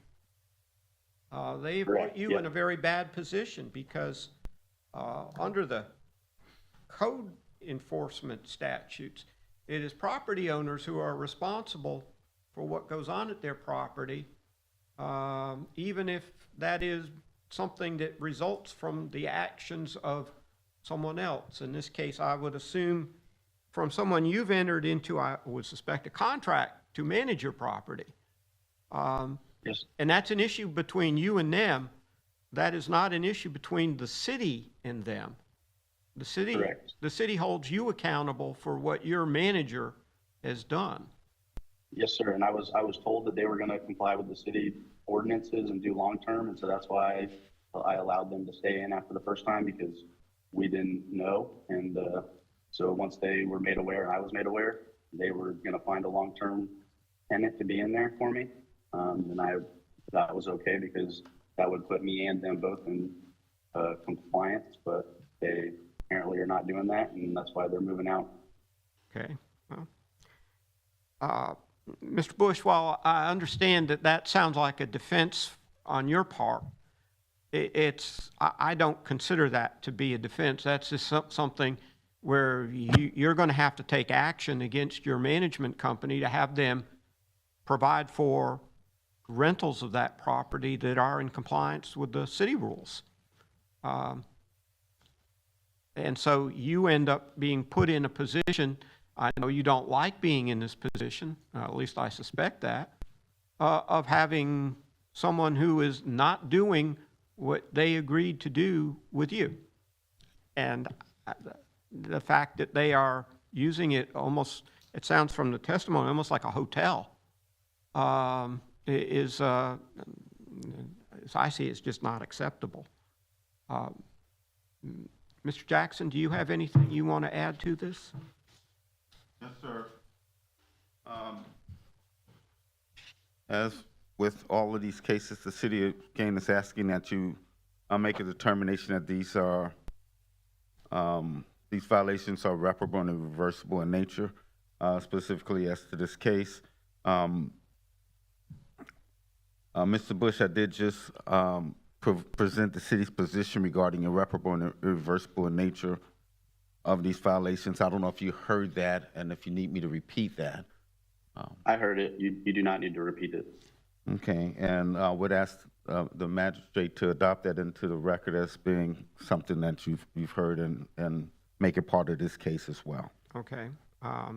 I will take note of and incorporate into this case your previous presentation in case number 13 RTL 02-2309 with respect to irreversible and irreparable violations.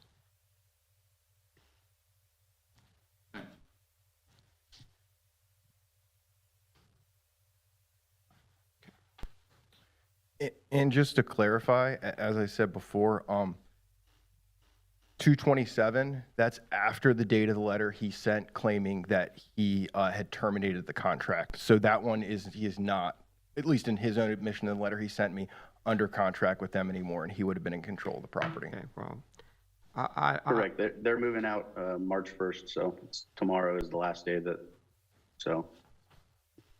Okay, well, as I have stated, Mr. Bush, you're in that funny position where you are the one who is held responsible for their violations of city code. And, you know, that may give you cause to take some type of action against them, but at this point, the city can't treat their actions as if they didn't happen. And you end up being, I guess the word would be vicariously responsible for them. And unfortunate situation, but that's how I see it. And if I may just say, Mr. Magistrate, for the sake of Mr. Bush, each time that this occurs by statute, it's potentially a new violation. I know he's been cited twice on this, and it gives the understanding that he's on notice, and so each time that this occurs, it's for each occurrence, we could be back in the same position again. So it's something that doesn't need to wait and stop when they finish, but it needs to stop immediately and not be occurring anymore. And so that's kind of the status he's in, and you will have the next case as well. Okay, well, Mr. Bush, did you say that they are supposed to be out as of March 1st? Correct. They furnished the properties, and so they had to unfurnish the property, and so that's what they'll be doing. Okay, well, So you might want to stay in contact with Mr. Yates so that he can bring this matter to a close, because it sounds like you're trying to bring things to a close because they've gotten you into a difficult situation. Correct. So I have the city has asked for a fine of $15,000, which is very much in line with what has been assessed in other matters. Fact is, in other matters, it's typically been periods people eventually brought into compliance. At this point, we're really not even in compliance yet. And so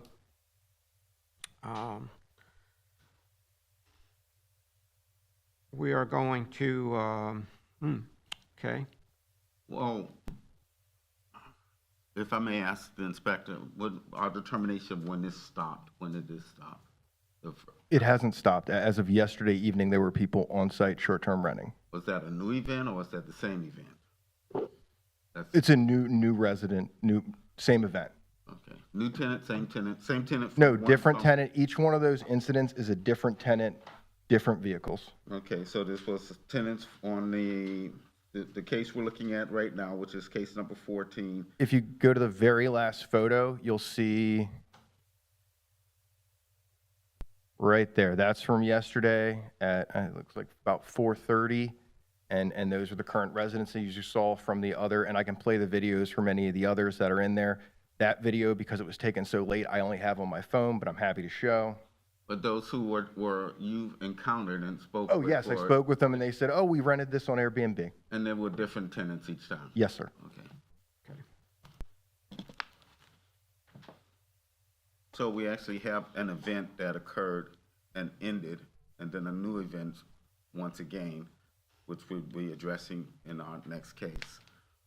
So, but as far as your understanding, that first time it ended, and how much, the process is continuing, but the events themselves are Usually about a weekend long. about a week long. Okay. Well, usually in these orders, there is a compliance. And this one, and I'm going to request, Mr. Jackson, if you could consider this, since it's the city who's bringing their case here, and where I say it's come into compliance, it's really they have come into compliance based upon the representations of the owner as of March 1st. But whether or not that prospective compliance occurs or not, I have no idea. And I mean, I can accept that as part of the order, and I think the record will be reflective of. I think part of this too is that the mere fact that this is something that's been now previously occurring and have been repeated, this fixed time period, regardless of when he complies, is kind of the catalyst to a enhanced penalty, even so. Right. So, yeah, whatever time period is. Okay, well, I think from Mr. Bush's representations that he is taking steps to try to resolve this issue from the standpoint of terminating his contract with the management company. I'm trying to do this so that if Mr. Yates goes out tomorrow and let's say he's still moving out or something, that we don't keep hauling him in, but we set a time period, and you essentially have a time period to resolve this thing, and so it's closed and brought to a close, hopefully. Understand, thank you.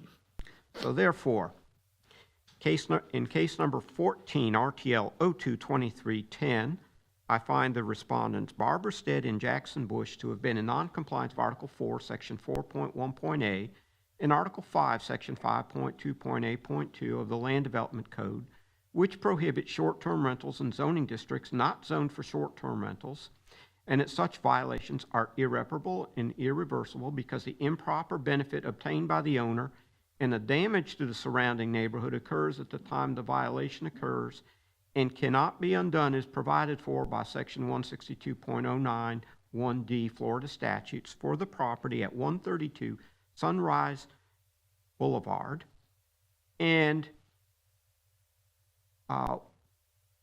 will have come into compliance on March 1st, 2023, based upon the representations of the property owner. And hereby order, respondent shall pay a fine in the amount of $15,000 and not violate that section of the Land Development Code again, and that for any future repeat violation, the respondent may be placed on a subsequent agenda for a hearing before the special magistrate for consideration of a fine of up to $15,000 for each occurrence as per Chapter 162 Florida statutes. Okay. Mr. Bush, I'll now go into case number 15, RTL 022311, Barbara Stead and Jackson Bush, cite for failure to correct violations of Land Development Code, Article 4, Section 4.1.a, Article 5, Section 5.2.a.2, at 134 Sunrise Boulevard. This case was opened 12/27/22. The violation was issued for a zoning violation. The property is zoned SFR5. Short-term rentals known as other accommodations are not permitted in the zone. They were first notified January 24th, 2023. I was not able to observe the ad online. However, I was able to meet guests on site claiming to be short-term rentals on the following dates: December 27th, 2022, January 3rd, 2023, January 20th, 2023, February 10th, 2023, and February 27th, 2023. The actions are irreparable and irreversible in nature due to the fact that this owner has a history of repeatedly violating. The city would like to ask for a one-time fine of $15,000. All right. And again, Mr. Jackson? yeah. And again, Mr. Bush, the same question as before. I've made this presentation on our request for a finding that this be irreparable and irreversible in nature. Do you have any need for me to repeat our position regarding that? No, sir. Okay, well, I would again ask the magistrate to adopt and incorporate the prior presentation regarding our request for irreparable and irreversible in nature violation. Okay. Again, I will incorporate your comments that were, or your statements regarding irreparable and irreversible that were stated earlier in case number 13 RTL 02-2309 into my consideration of this matter. And if I may, Mr. Magistrate, I previously, in the prior case, inquired of the inspector as to whether these, this violation or this rental period or rental event was a different event based upon his inspection and observations. And I just asked him to speak to that.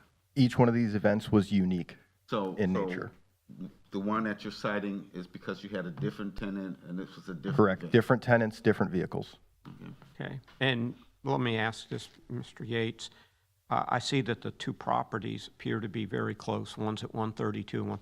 Are these different individuals at the different Yes, properties? sir. Different parties. And if you'll go down to like the last photo of this slideshow, you'll see that it's Keith Surveying, I believe is the name. So it's a totally different person than was in the other one. Okay. Is who's occupying it currently. And they said, yep, we're here on an Airbnb. Okay. So, and they have specifically told you that they were there based upon arrangements made through Airbnb or? Yeah, and I have that on video as well, as if you'd like to see it, as well as all the other encounters where everyone says the same thing, and they're, like I said, unique visitors, unique vehicles. Okay. Mr. Bush, do you have anything to say? No, sir. It's the same as the other one, and I gotta call my property management company and I guess take it up with them. Is this the same property management company? Yes, sir.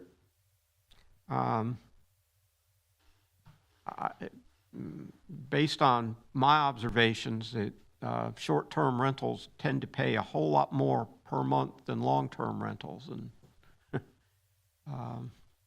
And also, just because I have the properties listed for me listing them, just trying to get a new tenant in there, I have had probably 6 different people reach out to me, and they're all saying they want to do a corporate lease, and I've had to inform them, be like, well, I know for a fact you can't do short-term rentals in the city of Daytona, and they were like, I think you're wrong about that, and I was like, no, I'm 100% sure. So it's definitely apparently a big thing that people are doing, and yeah. If I can ask one other thing, and that is this the same company and they will be out as of March 1st, as you testified Yes. in the other?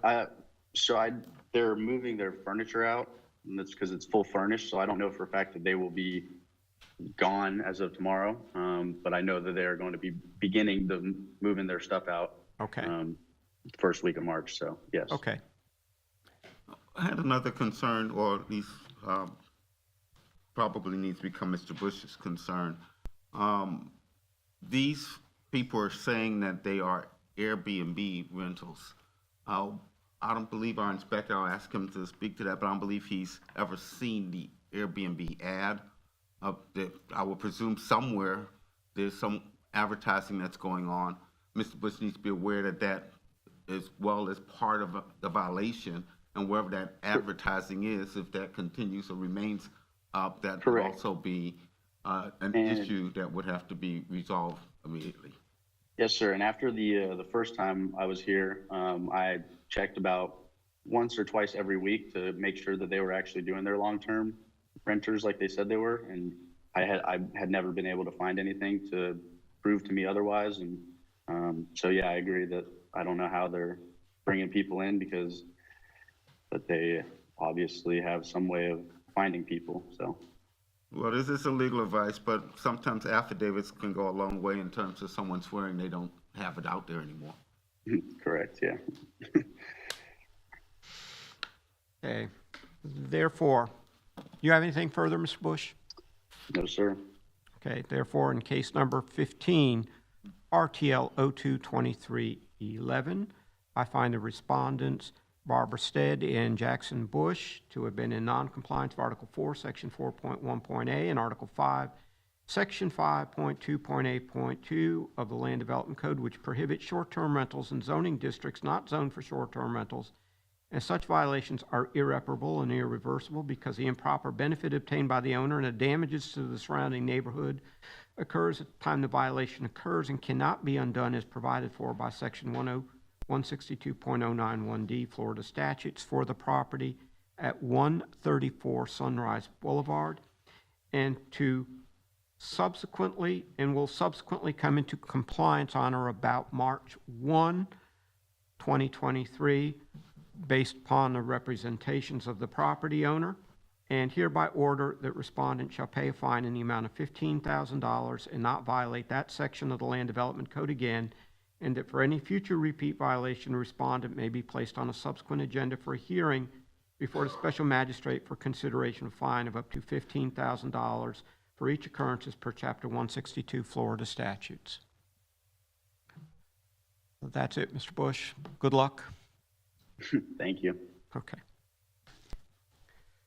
All right. Case number 16, RTL 022312, Geimer and Elsina Cherry, cited for failure to correct violations of Land Development Code Article 4, Section 4.1.a, Article 5, Section 5.2.8.2 at 544 Westmoreland Road.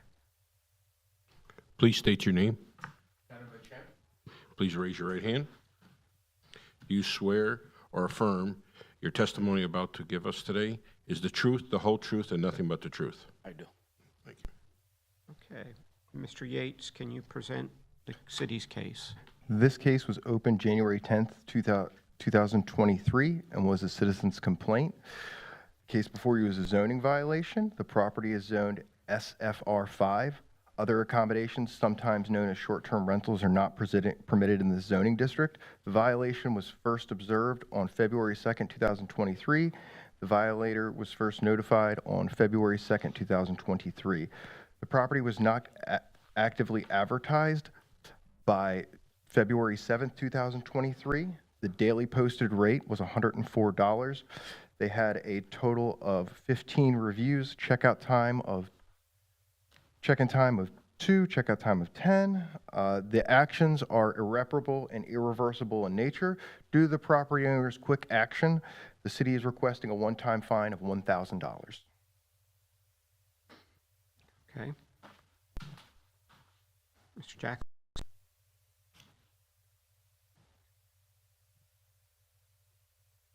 I'm trying to say your name, Mr. Ganamore? Ganamore Cherry. Yes, sir. I don't know if you are present when I previously made a presentation. Yeah, I was sitting back there. Okay, requesting that there be a determination by the magistrate that there be finding that these violations and your violation is part of this consideration that it's irreparable and irreversible in nature. Is that something you heard? Do you need me to repeat that? I'll be happy to do that if you need. I just heard it from you and the notice left behind my door. Okay, so do you need me to repeat what I presented to the magistrate?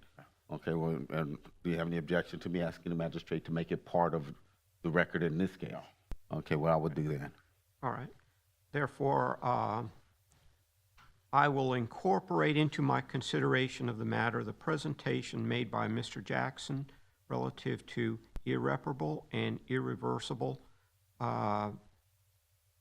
issues relating to these types of violations as presented in case number 13 RTL 022309. Okay. And I will state to Mr. Is it Cherry? Cherry, yes. Cherry, that you can free to take exception with anything. I'm just incorporating them in for record purposes, that's all. I don't understand that. Yeah, and my wife and I came down to Daytona Beach just about 3 years ago. to retire. And yeah, bought the property last year, at the end of last year. Never realized that we would be in violation. We didn't know anything about codes. And as a matter of fact, to be frank, we did it in New York, and we never had any problem. There was no code about that. So we thought it was the same. So until February 3rd, we came to the house, we saw the notice behind the door. Immediately, I called Mr. Yates, and he didn't pick up the phone, but I sent him an email, which I have here with me. And on the following Monday, he did call me back. We had a conversation. He explained to me. I said, hey, we already put the property for sale. Matter of fact, we do have an offer last weekend, so we're just going to get rid of the property, and we apologize to the city and the people of the city because we don't mean to be in violation with any code or any law. Okay. Do you have anything further to say? And when I spoke to Mr. Yates, and he did indicate to me that the fine would be somewhere around 500. So now I'm hearing 1,000. So I understand, and I can't tell you to reduce it unless there is a reason for it. The reason is the same day that we got to the house, we found the notice. We brought the house into compliance right away because we cease and desist everything that he said to do. We called Airbnb and got them to remove all the ads and stop all the future reservations that we had. I've seen no reservations, and I did not see the ad come back on. That is correct. Okay. But we do have an indication of 15 reviews. Yes. Okay. Now, just so I'm clear, Mr. Cherry has stated that you believe that Mr. Yates said that the fine would be around $500. Correct. Mr. Yates, I make no promises of fine or fine amounts. I may have let him know that the fine amounts can vary depending on how much it is, but I make no promises of fine amounts. That is not in my hands nor in my power. You did say that, but you said it would be approximately around like the 500. That's what you're gonna ask. Okay. And see, I was gonna say something else. Yeah, the reviews. You say we did have 15 reviews. Remember that I said we did it in New York. So read the reviews carefully. Previous reviews added to the new reviews that we had in Florida. We can see January, for instance, just so we're saying, says Speedway, shopping, and restaurants, like just looking at it real quick. So obviously some of those are definitely. Absolutely. The one next to it says Daytona, that's 2. And obviously, Mr. Magistrate, our point is that it is a serious violation, and I realize some people, this wouldn't be new for someone to come and say, in error, I did not know. But as we've pointed out many times before to especially newer residents or people from out of state that entering into rental market in general, but especially into short-term rental, it's a business decision, it's a business action, and it's their responsibility to get the knowledge of what the business regulations are, what the rules are. It's not a situation here where it's never been rented, and even though I don't never ask you to take that into account, but this is a situation where it actually did have rentals and it had been in use and to whatever benefit that the owners may have obtained. So we believe it's reasonable and consistent with our history for the fine to be a fine of $1,000. And if for some reason any inspector misspoke in being in any suggestion, I don't think that should be binding in any way to what decisions you ultimately make and the consistency of those decisions for fairness to everyone who comes before you. Okay, well, and just so it's clear, Mr. Yates, when you first said, you said this was open due to a citizen's complaint. Yes, sir. And that is the problematic aspect of this. Is this, are you also reside in the home? No. And see, that's the problem when a visitor comes to the city if they're in a hotel, they call management. Management comes up and says, these people are, these types of arrangements, everybody's supposed to be on their best behavior. And unfortunately, from what I've heard over the years, there are occasions where people are not in their best behavior. And so that's one of the big problems with this, is that it leaves the neighbors in the situation of having to enforce something, which if they got to get up at 6 o'clock and go to work, they don't want to have somebody partying next door at 3 o'clock in the morning. Again, the fine in this has been established for some time, and for someone like yourself who immediately responds, and it's been $1,000, and so I'm the one who ultimately sets the fine, and that's what I am going to do in this. And therefore, in case number 16, RTL 02-2312, I find the respondents Giemer and Elsina Cherry, who have been non-compliant with Article 4, Section 4.1a, and Article 5, Section 5.2.8.2 of the Land Development Code, which prohibits short-term rentals in zoning districts not zoned for short-term rentals. Such violations are irreparable and irreversible because the improper benefit obtained by the owner and the damage surrounding the neighborhood occurs at the time the violation occurs and cannot be undone as provided for by Section 162.091D Florida statutes for the property at 544 Westmoreland Road, and to have subsequently come into compliance on January 7th, 2023, and hereby order that respondent shall pay a fine in the amount of $1,000 and not violate that section of the Land Development Code again. And for any future repeat violation, the respondent may be placed on a subsequent agenda for a hearing before the special magistrate for consideration fine of up to $15,000 for each occurrence as per Chapter 162 Florida statutes. Thank you. Thank you. How do I, where do I pay the fine? You get an invoice from the, I could just give you a check and just get it over with. You can pay it online. Online? Yeah, we just have to do the order, have them sign it, we'll send you a copy, and then you can pay it online. Thank you. You guys have a nice day. Thank you. Thank you, Mr. All right. Are there any matters that we have missed? Nothing for this proceeding. Or are items or business that still needs to be heard? Is there anyone still online for Zoom? No. Okay. Okay, I think we're done. So therefore is, Wait, did you take care of that? No? Lane review 2? that was what I was asking about. I have a question mark next to that. I take it that no one appeared for that, has been here for this matter? Correct. Okay. No, okay, I forgot about that too, all right. Has there been any contact by Mr. Wright regarding his request to reduce the? Mr. Riggio, Denzel Sykes, myself, and LaWanda Domingo met with Ms. Smolinski. Mr. Wright gave us a letter stating that she could speak on his behalf, and she agreed to the $3,000.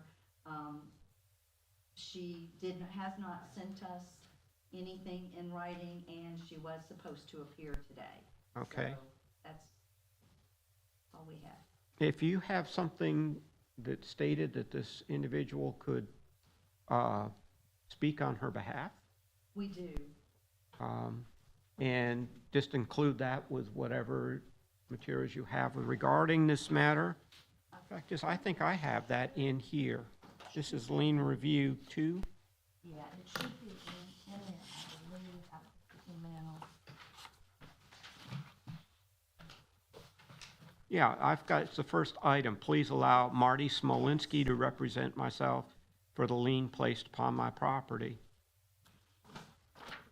And therefore, based upon the representations that $3,000 was an agreed figure, then I'm amenable to that to bring this matter to a close.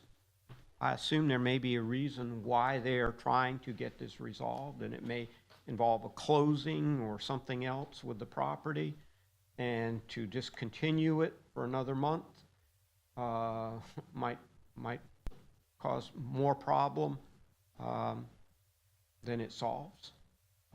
And if they feel for some reason that that's not appropriate, that wasn't an agreed figure, they can always bring it back. But this way we allow everybody to move forward, and hopefully if there's any time constraints on Mr. Wright or any of the individuals on his side, we've not held them up in any fashion. So therefore, we're going back to lien review 2, RTL 01-2206, 318 Phoenix Avenue, Stephen E. Wright. And there is an amount due in the amount of $4,774. Mr. Wright provided a letter that stated that Marty Smolinski could speak on his behalf, and I am informed that Mr. Smolinski agreed to a resolution of this matter for $3,000.